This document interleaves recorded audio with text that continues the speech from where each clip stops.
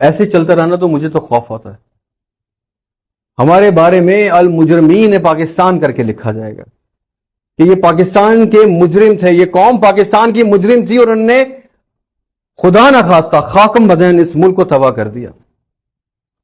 اگر آج فوراً سے امیجیٹ اسٹیپس لے کے اس ملک کے لیے, اس قوم کے لیے بہتری نہیں کی گئی نا, تو جب تاریخ میں ہمارے بارے میں لکھا جائے گا تو بہت برا لکھا جائے گا. یاد رکھیے گا,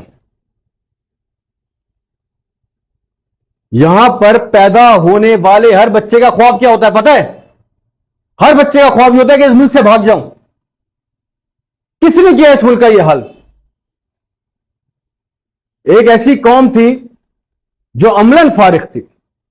یہ ایک ایسی قوم تھی جو اپنے دشمن کو بھی ہاتھ اٹھا کے بددعائیں دیتی تھی اور گالیاں دیتی تھی, اور پھر اللہ تعالیٰ سے سوال کرتی تھی کہ ہم تو سارا دن اپنے دشمن کو بددعائیں دیتے ہیں, یہ برباد کیوں نہیں ہوتا؟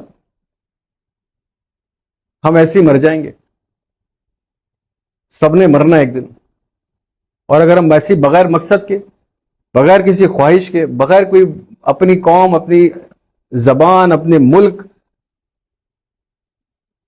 اپنے مذہب کے لیے کچھ بھی کیے بغیر ایسی مر گئے نا, خدا نہ کرے خاکم بدین میں پھر کہہ رہا ہوں, تو ہم تاریخ میں اتنے گندے الفاظوں میں لکھے جائیں گے, ہم اتنے برے الفاظوں میں لکھے جائیں گے جتنی تاریخ آپ نے کبھی کسی کی نہیں پڑھی, کہ کس طرح چند کروڑ لوگوں نے مل کے ایک خوبصورت ترین مملکت پاکستان کو برباد کر دیا. تو خدا را ہاتھ جوڑ کے آپ سب سے گزارش ہے, آج امیجیٹ اسٹیپس لیں اپنی زندگی کے اندر, اپنے آپ کو, اپنے گھر کو, اپنے محلے کو, اپنے علاقوں کو بہتر کریں.